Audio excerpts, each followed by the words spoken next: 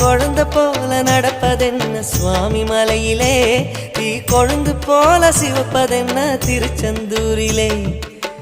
குழந்தை வேலன கொஞ்சி விளையாடலாம், கோபக்கார குமரன எப்படித்தான் ஆடலாம். குளத்தை போல மனசு கலங்குது, குமரா தெளிய வச்சா ரொம்ப நல்லது.